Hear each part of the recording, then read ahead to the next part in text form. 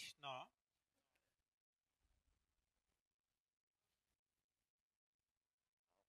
প্ৰভু সমস্ত আই মাতৃবৃন্দ, আমি এই কাহিনী ব্যাস নাৰদ সংবাদ নামৰ কাহিনী ভাগত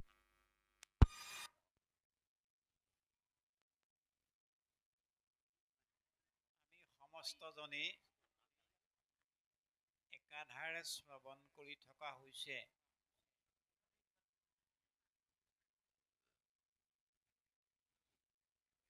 বদৰিকাশ্ৰমত মহামুনি ব্যাসে 4খন বেদৰ শাখা প্ৰশাখাবিলাক কৰিলে। ব্ৰাহ্মণৰ কাৰণে বেদৰ নীতি নিয়ম কি, ক্ষত্ৰিয়ৰ কাৰণে কি, বৈশ্য শূদ্ৰৰ কাৰণে কি, এই নিয়মাৱলী তৈয়াৰ কৰিলে। পুৰাণসমূহ লিখিলে, 17খন পুৰাণ, মহাভাৰত শাস্ত্ৰও লিখিলে। কিন্তু এই পুৰাণবিলাকৰ মাধ্যমত বেদৰ শাখা প্ৰশাখাবিলাকৰ জৰিয়তে জগতত যে এজন মহান পণ্ডিত, মহান গুণজ্ঞ এজন কবি হিচাপে ব্যাস পৰিগণিত হৈ গ'ল। ব্যাসতকৈ আৰু জ্ঞানী লোক সেইখিনি সময়ত কোনো নাই। যিমান ঋষিমুনি আছিল, সকলো গুণজ্ঞ লোকৰ ভিতৰত সৰ্বশ্ৰেষ্ঠ জানন্তাজন হ'ল মহামুনি ব্যাস। কিন্তু তথাপিতো ব্যাসৰ মনটো এটা সময় আহিল, যিটো সময়ত 17খন পুৰাণ লিখা স্বত্বেও মন অশান্ত হ'বলৈ ধৰিলে। কিয় ব্যাসৰ মনত এনেকুৱা এটা ডাৱৰীয়া এছাতি কলা ডাৱৰে ক্ৰিয়া কৰি আছে, ব্যাসে নিজে ধৰিব পৰা নাই। অ ৰাম অধুমুখে আছে বখি ভূঞা নিশবদ,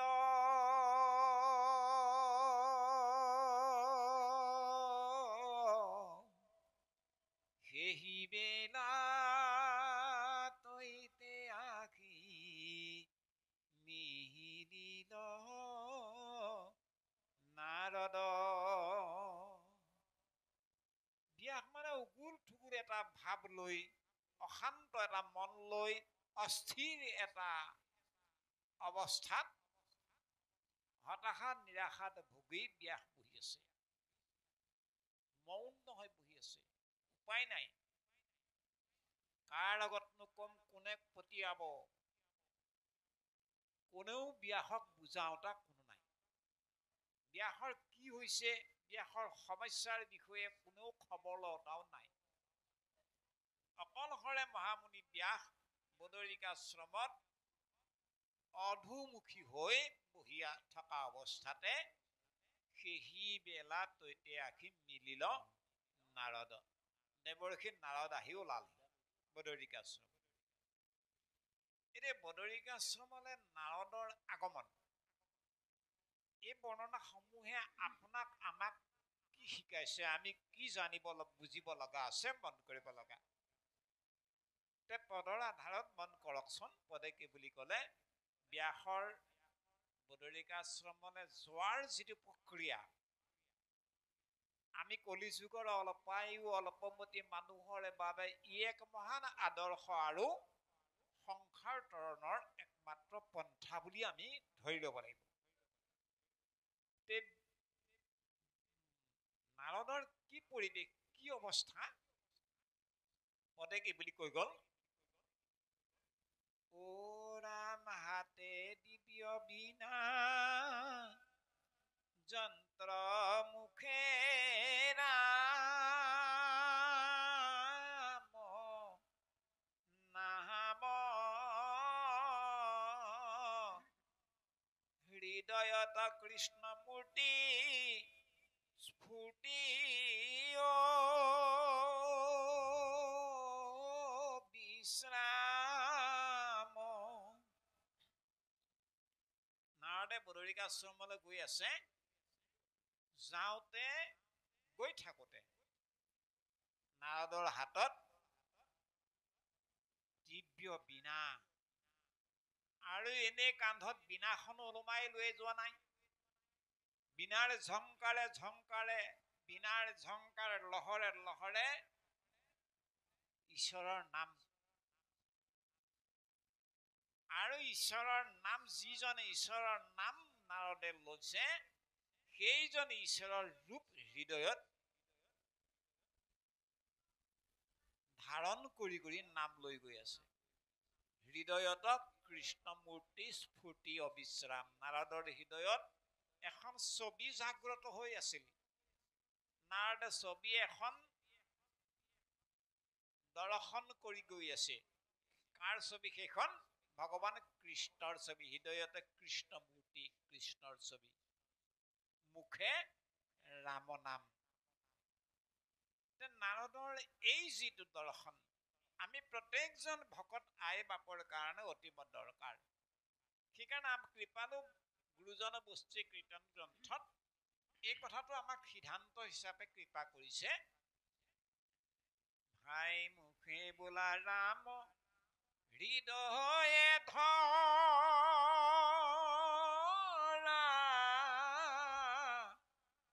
ৰূপ, এতেকে মুকুতি পাইবা কহিলো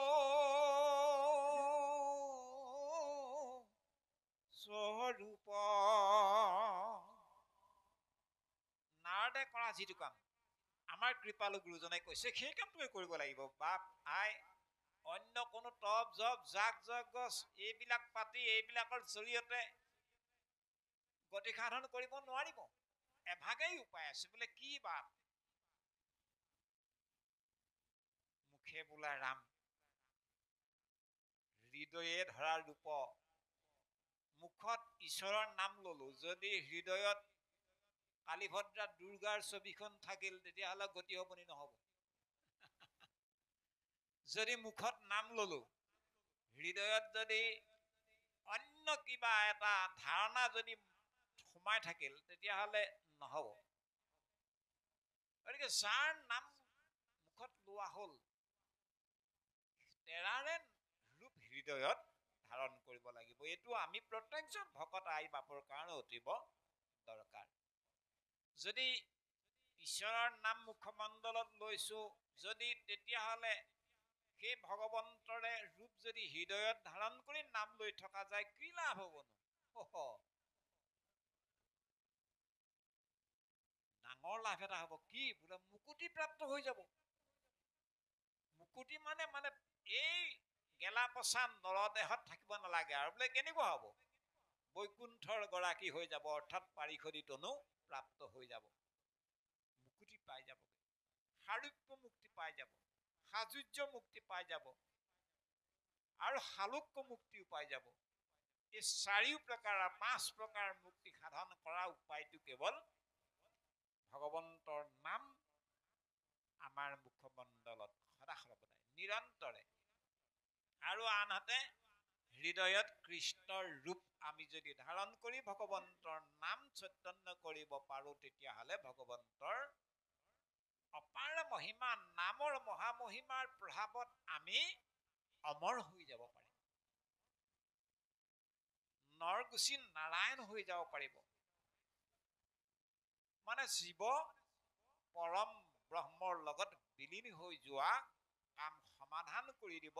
কেৱল এই কামটো কৰিলেই, ভগৱন্তৰ নাম মুখত আৰু হৃদয়ত ভগৱন্তৰ ৰূপ ধ্যান কৰিলেই পৰম কল্যাণ সাধন হৈ যাব। এই যে ভগৱন্তৰ ৰূপ হৃদয়ত ধাৰণ কৰি থকা, এই কথাটো কেনেকুৱা? আপুনি আমি আমাৰ বাস্তৱ সাংসাৰিক, আমি প্ৰত্যেকজন মানুহ, প্ৰত্যেকগৰাকী আই বাবেই সাংসাৰিক আমাৰ এখন ল'ৰা ছোৱালী, পতি পত্নী, নাতি পুতি পুঁজি এখন গৃহ আছে। আমাৰ ঘৰখনৰ বাপ সমস্ত আইসকলৰ বা দেউতাসকলৰ আটাইতকৈ মৰমৰ পৰিয়ালটোৰ ভিতৰত মৰমৰ কোন? নাতি। নিজৰ ল'ৰাৰ কাৰণে সিমান ককাক আইতাকৰ সিমান মৰম নাথাকে যিমান মৰম থাকে নাতিকেইটাৰ কাৰণে। এই নাতিটোৰ কথা ইমান হেঁপাহ কৰে ককাক আইতাকসকলে, মানে কোনো কাৰণত কেতিয়াও নাতিয়েকক ককাক আইতাকহঁতে পাহৰিব নোৱাৰে। মাকে যদি আইতাকৰ সন্মুখত ল'ৰাটোক কোব এটা মাৰিলে মাকক চাইচাত উলিয়াই দিব আইতাকে, কেলে মাৰিবি নাতিক, মানে ইমান হেঁপাহ। এই যিটো নাতিৰ কাৰণে ককাক আইতাকৰ যিটো হেঁপাহ, যিটো মৰম, যিটো আকৃষ্ট, যিটো মানে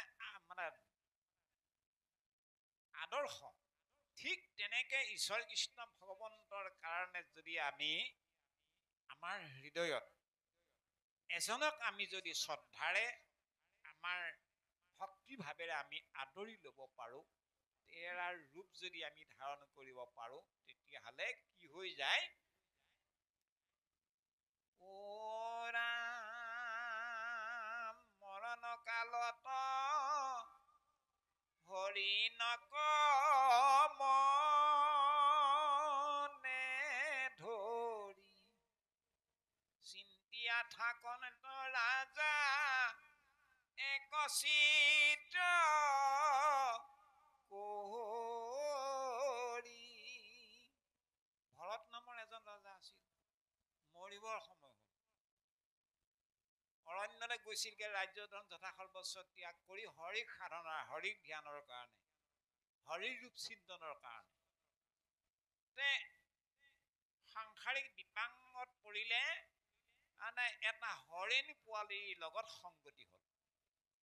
হৰিণ পোৱালিটোৰ কথা ভাবোতে ভাবোতে হৰিণ পোৱালিটোৰ মৰমত থাকোতে থাকোতে মানে ঈশ্বৰৰ ধ্যান, ঈশ্বৰৰ ৰূপ ধ্যান কৰা, চিন্তন কৰা কথাটো কৰবাত থাকি গুচি গ'ল। এই হৰিণ পোৱালিৰ কথা মনলৈ আহি গ'ল। ভৰতৰ প্ৰাণ প্ৰয়াণৰ দেহ অৱসানৰ ক্ষণ আহি গ'ল। মৰণ কালতো এতিয়া কি হ'ল, ঈশ্বৰ ভাৱনাই কৃপা নকৰিলা, হৰিণৰ ভাৱনাই লগ লাগি গ'ল। মৰণ কালতো হৰি নকম মনে ধৰি চিন্তিয়া থাকন্ত ৰাজা এক চিত্ত কৰি দেহি ঐ। মই আছিলো কাৰণে হৰিণ পোৱালিটোক চোৱা চিতা কৰি আছিলো, নাবালক শিশুটো মই মৰি যোৱাৰ পিছত কোনে চাব, ইয়াকো সেই বাঘ সিংহই খাই পেলাব নিশ্চয়, এই বুলি ভাবি থাকোতে ভাগিতাতে ও হৰিণক চিন্তি ৰাজা এ দিলা শৰীৰ, হৰিণীৰ গৰ্ভে উপজিলা মহাবীৰ। ভৰত এজন মহান পৰাক্ৰমী ৰজা। আৰে ইমান এজন পৰাক্ৰমী ৰজা ৰাজবৈভৱ ত্যাগ কৰি হৰি সাধনাৰ কাৰণে, হৰিৰ ৰূপ ধ্যানৰ কাৰণে গংগাৰ পাৰলৈ আহিল, গণ্ডকী নদীৰ পাৰত। আৰে দুৰ্ভাগ্যবশতঃ হৰিণ পোৱালীক লগ লৈ হৰিণৰ কথা ভাবি থাকোতে এই ভৰত ৰজাৰ দেহ ত্যাগ হৈ গ'ল। জীৱৰ মৰণ নাই, দেহৰ অৱসান আছে, দেহৰ পতন আছে, দেহৰ মৰণ আছে, জীৱৰ মৰণ নাই, জীৱৰ অৱসান নাই, জীৱৰ গতি আছে, পৰিৱৰ্তন আছে। গতিকে ভৰতৰ জীৱ এতিয়া কি হ'ল, এজনী হৰিণীৰ গৰ্ভত এটা হৰিণ জন্মলৈ ৰূপান্তৰিত হ'ল। হৰিণীৰ গৰ্ভে উপজিল মহাবীৰ। নম্বৰ 1। 2 নম্বৰ, ভাগৱত গ্ৰন্থে আমাৰ চিন্তা কৰা, আমাৰ ধ্যান কৰা, আমি অহৰহ ভাবি থকা কথাবোৰৰ দুষ্পৰিণাম কিমান, কেনেকুৱা ভয়ানক, এই বিষয়ত উদাহৰণ দিছে। আৰু এটি আপোনালোকে কুমাৰণীয়ে বাহ বনোৱা দেখিছে নহয়, কুমাৰণীয়ে কণী পাৰে নে পোৱালি জগাই বাৰু? পোৱালিও নজগায়, কণীও নেপাৰে। কুমাৰণীৰ বংশ কেনেকে বিস্তাৰ হয় সেই সম্পৰ্কত ভাগৱত বিজ্ঞানে কি বুলি কৈছে মন কৰিব লাগে। ভাগৱতৰ এইটো কিন্তু আৱিষ্কাৰ। ও ৰাম যেন বাঘ পৰুৱা ধৰিয়া পোকা যত, বাঘ পৰুৱা বুলি কয় কুমাৰণীজনীক, শাস্ত্ৰীয় শব্দত বাঘ পৰুৱা বুলি কয়।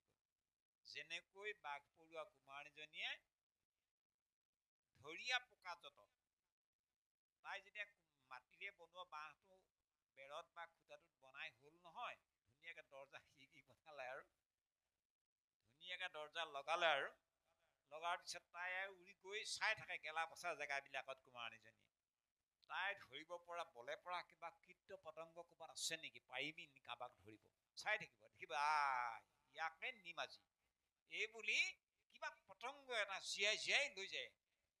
যেন বাঘ পৰুৱা ধৰিয়া পোকা যত নমাৰি জীৱন্তে আনি থবাসাত। তাক জীয়াই জীয়াই আনিব, মাৰিব লাগিলে আৰু নগজিব নহয়, গজিব লাগিব নহয়, গতিকে নমাৰি জীৱন্তে আনি তাই বনোৱা বাঁহটোত ভৰাই থৈ দিব। আৰু ওচৰতে তাই গুণগুণোৱা মহামন্ত্ৰ গাই থাকিবলৈ ধৰে। আৰু কুমাৰীজনীয়েও ওচৰতে আৰু মানে ঘূৰি পকি থাকে।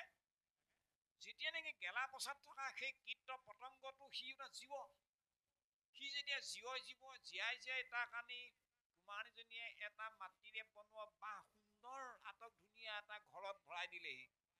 কুমাৰীজনীৰ কাৰণেহে আটক ধুনীয়া ঘৰ, এই কীট পতংগটো আছিল গেলা পচা জেগাত, তাৰ কাৰণে সেইখনে গেলা পচা জেগাই চৰক।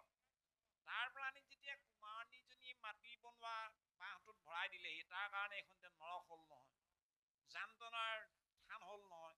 আৰু ওচৰতে সুধি থাকে, সিটো মোক ধৰি অনাটো চকুকেইটা তেনেকা তেনেকা, ঠেং মূৰবোৰ এনেকুৱা, তাৰ পাখি লগা এনেকুৱা, এনেকে ভাবি থাকোতে এই জীয়াই জীয়াই সোমাই থকা জীৱটোক কুমাৰীজনীয়ে খাবলৈ যোগান নধৰে। জীৱ এটা আনি ইয়াত ভৰাই থলো হয়, তাক খাবলৈ দিওঁ কিবা এটা, এইটোতো চিন্তা নাই। নাখাই নেব ই কীট পতংগটো কিমান জীয়াই থাকিব। এই জীয়াই থকা ক্ষণ পৰ্যন্তলৈকে ভাবি থাকে এই পতংগটোৱে কি ভাবি থাকে,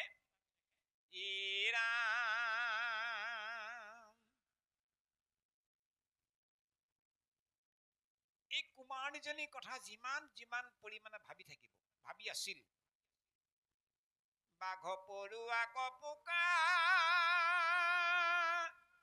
চিন্তিয়া ভয়তে তাহাৰ স্বৰূপ পাৱে সেই শৰীৰতে।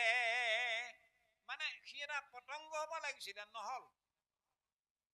সি তাৰ বীজটো যদিও এটা পতংগ কীট আছিল, কিন্তু সি এতিয়া তাৰ মানে বেলেগ এটা ৰূপলৈ সি ৰূপায়িত হৈ গ'ল, এজনী কুমাৰণী হৈ গ'ল। কুমাৰণীজনী যেনে বহুবিলাক ঠেং পাখি চকু তেলেকা তেলেক ৰং ৰঙা, ঠিক তেনেকুৱা এজনী কুমাৰণী হৈ গ'ল। যিদৰে প্ৰাণ প্ৰয়াণৰ ক্ষণত এটা পতংগয়ো কুমাৰণীজনীক ভাবি থকাৰ কাৰণে কুমাৰণী হৈ গ'ল, যিদৰে এজন প্ৰবল প্ৰতাপী মহাভাগৱত বৈষ্ণৱ ৰজা ভৰতে নিজৰ চিন্তাৰ ভুলৰ কাৰণে হৰিণী গৰ্ভলৈ যাবগলগীয়া হ'ল। মানুহ হ'ব লাগিছিলে, বকুণ্ঠৰ পাৰিষদ হ'ব লাগিছিলে, নহল, ইতৰ প্ৰাণীলৈ যাব লগা হ'ল। ঠিক তেনেকে আপুনি আমাৰ বাস্তৱ জীৱনতো কি বুলি কৈছে, সেহি মতে জীৱা যাক চিনিতিয়া ভয়তে, সেহি মতে জীৱা যাক চিনিতিয়া থাকয়, তাহাৰ স্বৰূপ সিটো অৱশ্যে পাৱয়। সেই মতে সেই কুমাৰণী কীট পতংগটোৰ নিচিনাকে হৰি সাধক ভৰতৰ নিচিনাকে আমি যিটো কথা ভাবি থাকোতে প্ৰাণ গুচি গ'ল, তেতিয়াহ'লে খাটাং আমাৰ পৰজন্মটো সেইটো ৰূপতে হ'বই। আৰু ইয়াৰ বাবে দায়ী ভগৱান নহয়, দায়ী আপুনি নহয় কাৰোবাৰ কাৰণে, মই নহয় কাৰোবাৰ কাৰণে, দায়ী আমি নিজে নিজৰ। গতিকে আমি যদি গৃহিণী আইগৰাকীৰ কথা ভাবি থাকোতে মোৰ যদি প্ৰাণ গুচি গ'ল, মোৰ অহা জনমত মই এগৰাকী তিৰোতা আই মাতৃ হ'বগৈ লাগিব। যদি আইগৰাকীয়ে বাপজনৰ কথা ভাবি থাকোতে প্ৰাণ গুচি গ'ল, অহা জন্মত আকৌ আয়ে কিন্তু বাপ এজন হ'বগৈ লাগিব। এই মেখেলা চাদৰ পিন্ধি থাকিব নালাগে, ধুতি পিন্ধিব লাগিব। এইটো হ'ল মানে ওলোটা ওভোটা হৈ থাকে। এই ওলোটা ওভোটাটো জীৱৰ মৰণ নাই। জীৱই কেতিয়াবা পোছাকটো পৰিধান কৰেগে, আই মাতৃ এগৰাকী কেতিয়াবা জীৱই পোছাক এটা পৰিধান কৰেগে, বাপ এজনাৰ পুৰুষ বুলি আমি যাক কওঁ, কেতিয়াবা জীৱটোৱে আকৌ পোছাক এটা পৰিধান কৰে বাঘ সিংহৰ, কেতিয়াবা পশু পক্ষী কীট পতংগৰ, কেতিয়াবা উৰণ, কেতিয়াবা বুৰণ, কেতিয়াবা গজন, কেতিয়াবা ভ্ৰমণ। এই যে জীৱৰ এই যে 4,84,00,000 জুনিত যে জীৱই মানে যাত্ৰা কৰি আছে, এই জীৱ কৰ? ঈশ্বৰৰ অংশ। ঈশ্বৰৰ অংশ জীৱ। এই সম্পৰ্কত ভাগৱত গ্ৰন্থ কি বুলি কয়? অ ৰাম শুদ্ধ ব্ৰহ্ম জীৱকে জীৱ বহুনি কয়, ঈশ্বৰক ঈশ বুলি জানিবা নিশ্চয়। ঈশ্বৰকে ঈশ বুলি কয়। আমাৰ যে গুৰুজনে বৰগীত যোগান কৃপা কৰিছে, ঈশ স্বৰূপে হৰি সবঘতে বৈঠক, জৈসন গগন বিয়াপি, নিন্দাবাদ তীক্ষ্ণ হিংসা তেৰি হৰি, তাহে কৰো পাপী নাৰায়ণ কাহি ভকতি কৰোতে। হে প্ৰভু, তোমাৰ ভকতি মই কেনেকে কৰিছো? কি ভক্তি কৰিছো তোমাৰ? আৰে মই তোমাক কেনেকুৱাকে মই হিংসা কৰিছো? তুমি ঈশ স্বৰূপে হৰি সবঘতে বৈঠক, তুমি উৰণ বুৰণ গজন ভ্ৰমণ জলচৰ স্থলচৰ সমস্ত প্ৰাণীৰ ৰূপত তুমি বিৰাজমান হৈ আছা। আন নহলেও পুখুৰীটোত জালখন মাৰি হলেওতো আনিছো এটা বুটলি। আৰে মাছে, আৰে মৎস্যৰ ৰূপততো ভগৱন্ত আছে। ভগৱন্তই মৎস্যৰ ৰূপত এবাৰ অৱতাৰে ধাৰণ কৰিলে, প্ৰলয়ৰ জলত সত্যব্ৰত ৰজাক উদ্ধাৰ কৰিলে।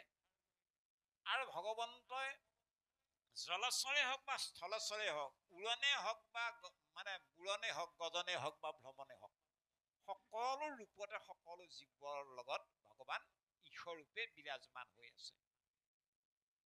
আপোনাৰ ৰূপত ঈশ্বৰ ৰূপত আছে, আই গৰাক সকলো ৰূপত ঈশ্বৰ ৰূপত আছে।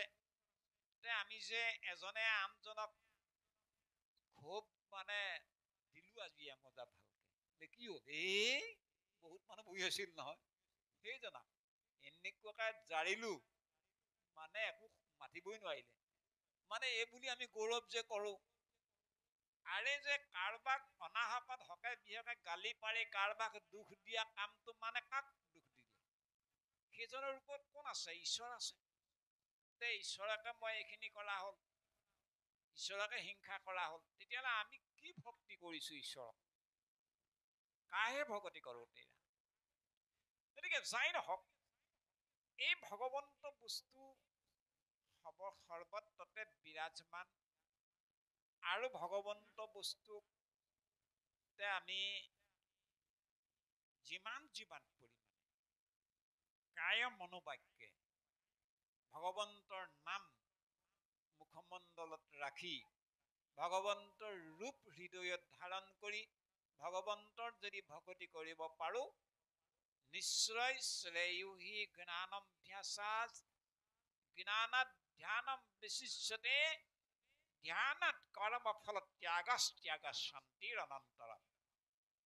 আমাৰ শেষৰ পৰিণতিটো অতি মহান কল্যাণকাৰক হৈ যাব, অৰ্থাৎ পৰম গতি আমাৰ প্ৰাপ্ত হৈ যাব, বৈকুণ্ঠ গতি হৈ যাব, সাৰূপ্য গতি প্ৰাপ্ত হৈ যাব, সালোক্য গতি প্ৰাপ্ত হৈ যাব, সাযুজ্য গতি প্ৰাপ্ত হৈ যাব। অৰ্থাৎ ভগৱন্ত যদ্ৰূপ শক্তি সম্পন্না তদ্ৰূপ পাৰিষদ তনু ধাৰণ কৰি ভগৱন্তৰ নিচিনা শক্তিবান হৈ যাব।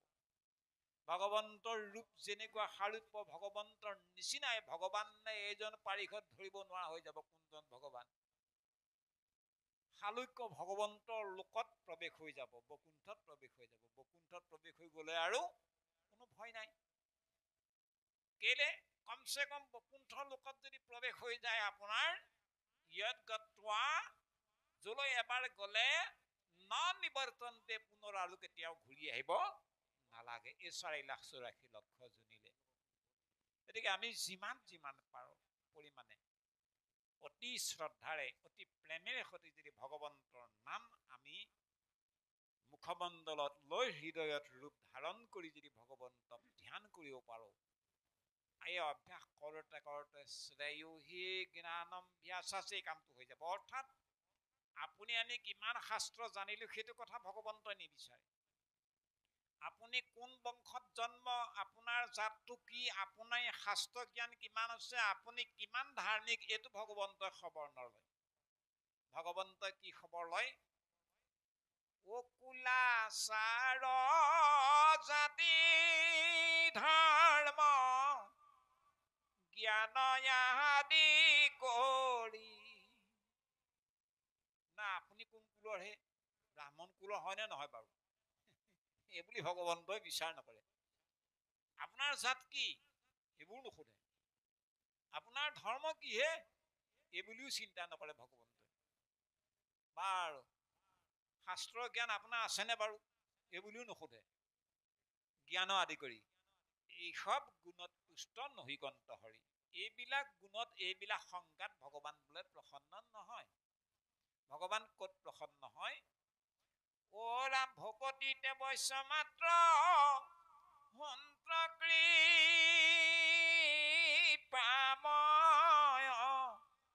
কহিলো তোমাক ইটো তত্ৰ নিশ্চয়। ভগৱান হেনো প্ৰসন্ন হয় কেৱল ভকতিত। আৰু এইটোৱে হল পৰীক্ষিত ৰাজন পৰম তত্ত্ব। প্ৰেম মুদিত মন সে কহ, প্ৰেম মুদিত মন সে কহ রাম রাম রাম, শ্রী রাম রাম রাম, জয় রাম রাম রাম। পাপ কাতে দুঃখ মিতে, পাপ কাতে দুঃখ মিতে লেকে রাম নাম। ভব সমুদ্র সুখ নিধান একে রাম নাম। হে রাম রাম রাম, হে রাম রাম রাম, হে রাম রাম রাম। ভগৱন্তৰ নাম কৃষ্ণৰ নাম কৃষ্ণতকৈ ডাঙৰ বোলে। ৰামৰ নাম ৰামতকৈ ডাঙৰ। সেইকাৰণে নাম ভগৱন্তৰ নাম ডাঙৰ নে ভগৱান ডাঙৰ, এই প্ৰশ্নটোৰ উত্তৰত সদায় এটাই উত্তৰ আহি পৰে, ৰামতকৈ ৰামৰ নাম ডাঙৰ, কৃষ্ণতকৈ কৃষ্ণৰ নাম ডাঙৰ। এবাৰ সখা অৰ্জুনে সখা কৃষ্ণক প্ৰশ্নটো কৰিলে, সখা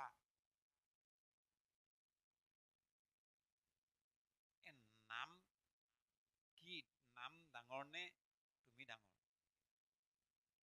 তেওঁ অৰ্জুনক নামৰ মহিমাৰ সম্পৰ্কে মোক তুমি ক'ব লাগে।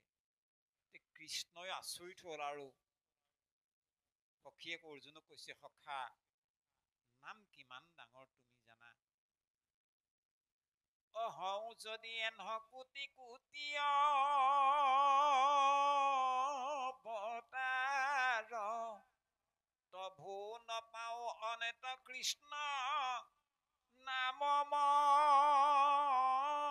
মহিমাৰ। সখা অৰ্জুন, মই যদি এই দ্বাপৰ যুগত আবিৰ্ভাৱ হোৱা এনেকুৱা ৰূপৰ কৃষ্ণ 1 কোটি ৰূপত যদি ৰূপায়িত হৈ লওঁ, এবাৰ কৃষ্ণ ৰূপে আবিৰ্ভাৱ হওঁতে এক কৃষ্ণদেৱৰ নামৰ মহিমা যদি 1 কোটি কৃষ্ণই লগ লাগি যদি হিচাপ নিকাচ কৰোঁ, মই নামৰ মহিমা হিচাপ কৰি শেষ কৰি দিব নোৱাৰো। ইমান অপাৰ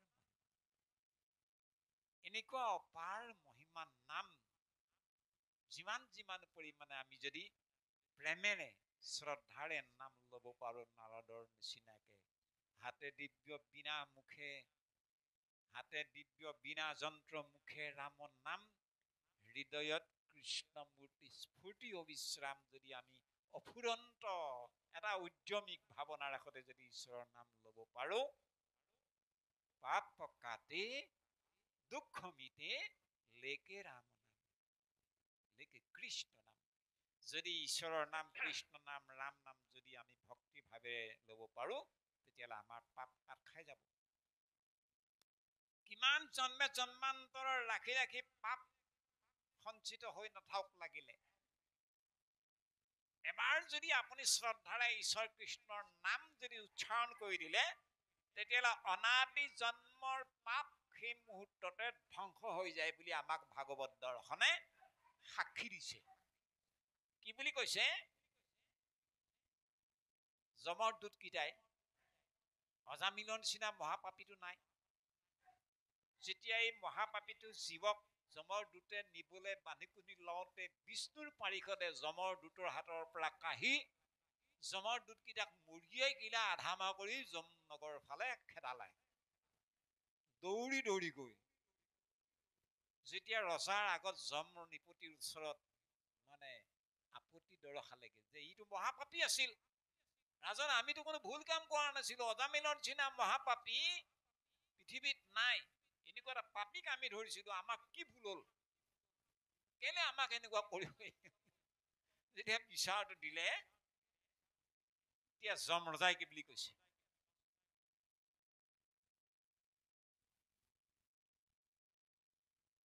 হেৰজ দূতহঁত,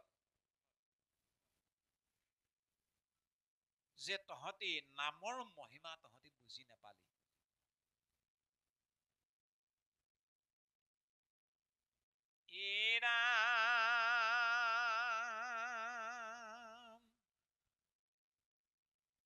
শুন যমদূত কহো নামৰ নিৰ্ণয়, একবাৰ নাম লৈলে পাপ হোৱে ক্ষয়।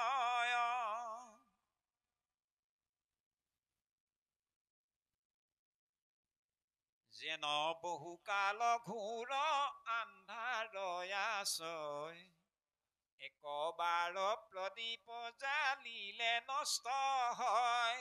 এটা গুহা যেনিবা আছে হেৰৌ দূতত, গুহাটোত কোনো দিনে কোনো কাৰণত কেতিয়াও সূৰ্যৰ পোহৰ পৰাগে নাই, আন্ধাৰে আন্ধাৰ নহয়। ৰাতিটো আন্ধাৰ হয়েই, কিন্তু দিনতো আন্ধাৰ নহয়, গুহাটোৰ ভিতৰত সূৰ্য পোহৰ যাব নোৱাৰে যে। তেনেকুৱা অনাদি কালৰ পৰা আবৃত হৈ থকা আন্ধাৰ,